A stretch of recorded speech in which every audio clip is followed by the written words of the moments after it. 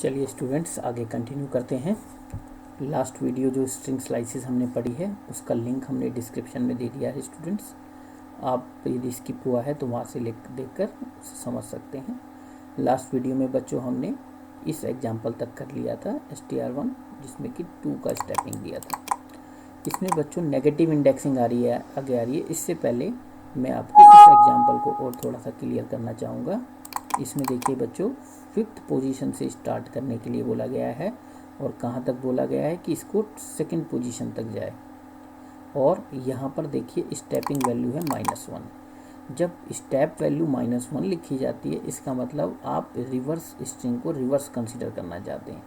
आप चाहते हैं कि आपकी स्ट्रिंग रिवर्स रीड करेगी। इट मीन्स कि आप 5th पोजीशन से स्टार्ट करेंगे 0 1 2 3 4 5th and you want to extract 2 characters. यहाँ पर 2 - 1 नहीं होगा बच्चों, यहाँ पर क्योंकि रिवर्स स्ट्रिंग चल रहा है अभी, तो यहाँ पर ये समझिए कि कितने नंबर ऑफ कैरेक्टर आपने रीड करने हैं। 5th पोजीशन से रिवर्स चलते हुए 2 कैरेक्टर रीड करें। जैसे देखिए 5th पोजीशन से 0, 5th से आपका एक ये हो जाएगा, 5th हो जाएगा, है ना, 4 3, ठीक है। तो ब्लैंक स्पेस OL आपका आ जाएगा। नेक्स्ट देखिए बच्चों यहाँ पर नेगेटिव इंडेक्सिंग दी गई है। नेगेटिव इंडेक्सिंग का मतलब क्या है कि in this case we will start from the last one, right. Negative standing is जो नेगेटिव आपकी इंडेक्सिंग होती है it start from the last position and goes up to the beginning. As you can see here in our case we are starting our index value -1 and it is going on up to the first character that is h, right। अब इसमें क्या कह रहा है बच्चों, इसमें कह रहा है कि -5th पोजीशन से स्टार्ट करें और -2 तक चले, ठीक है। अब यहाँ देखिए स्टेपिंग मिसिंग है, तो -2 का मतलब है -5 -1 -2 -3 -4 -5 -5 पर आया बच्चों। और इसके बाद क्या करना है, इसको मूव करना है -2 तक। अब जब हम नेगेटिव इंडेक्सिंग बच्चों कंसीडर करते हैं और यहाँ पर देखिए यहाँ पर 3rd स्टेप आपका मिसिंग है जो कि इस बताता है स्टेपिंग को, है ना। तो यहाँ इसका मतलब ये है बच्चों कि हम -2 से स्टार्ट करेंगे और आपको पता है एंड -1 होता है, यानी कि जो एंडिंग पोजीशन दी है उससे एक कम। तो यहाँ इसको ऐसे कंसीडर करो बच्चों कि -5 से we will start and we will move 1 before -2।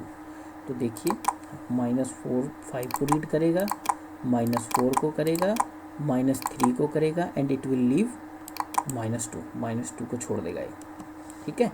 तो इसका आंसर आएगा YTH। एक बार और देखते हैं, इसने बोला था कि str1 में -5th पोजीशन से स्टार्ट करिए और -2 तक चलिए, तो एंड में -1 करते हैं, तो यहाँ -1 का मतलब -2 से एक इंडेक्सिंग पहले, तो -2 से एक इंडेक्सिंग पहले कौन है, -3, ठीक है।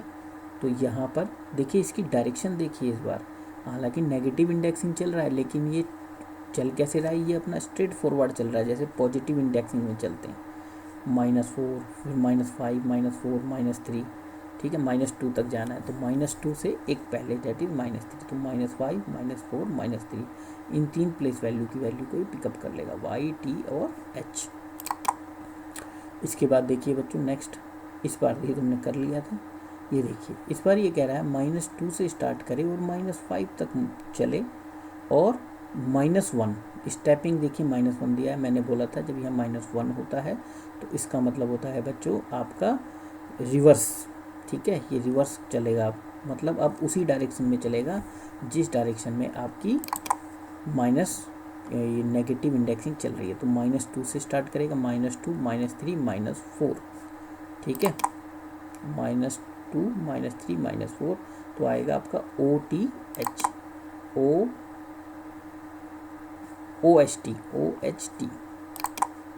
OHT आएगा।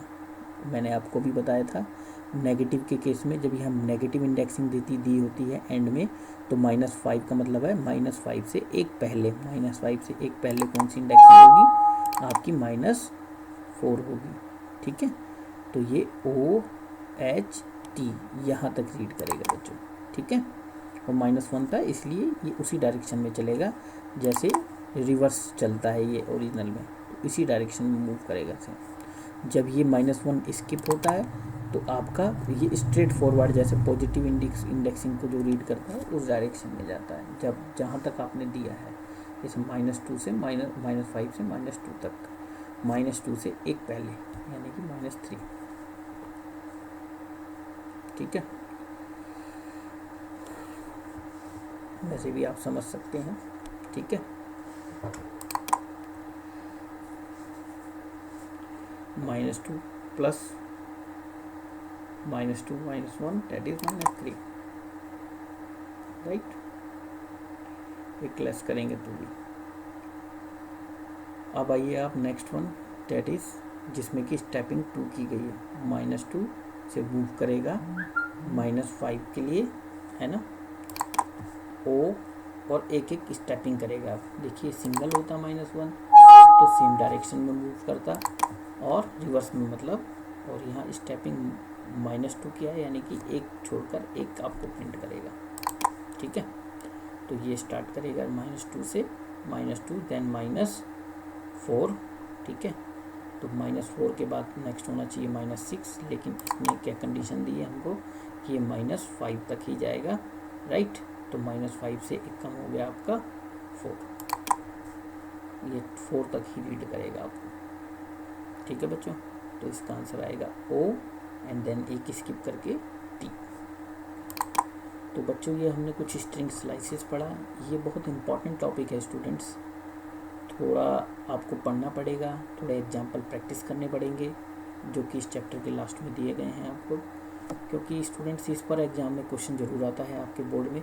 तो स्ट्रिंग स्लाइसिंग आपको अच्छे से पढ़नी होगी, क्योंकि लूप्स के अंदर भी स्ट्रिंग स्लाइसिंग के बारे में क्वेश्चन आता है आउटपुट निकालने के लिए। तो इस वीडियो में हम स्टूडेंट्स इतना ही कवर करेंगे। आप इस चैप्टर के एंड में इससे रिलेटेड जो क्वेश्चन होंगे बच्चों, जो लास्ट में गिवन है, वो आप लोग प्रैक्टिस करेंगे। कुछ और हम असाइनमेंट आपको दिए जाएंगे इसके बेस पर, ठीक है बच्चों। इस टॉपिक को तब तक आप अच्छे से कवर कीजिए। आई होप आपको क्लियर हो गया होगा। यदि कोई डाउट है तो आप प्लीज़ कमेंट कीजिए, आपको दोबारा से क्लियर किया जाएगा, राइट।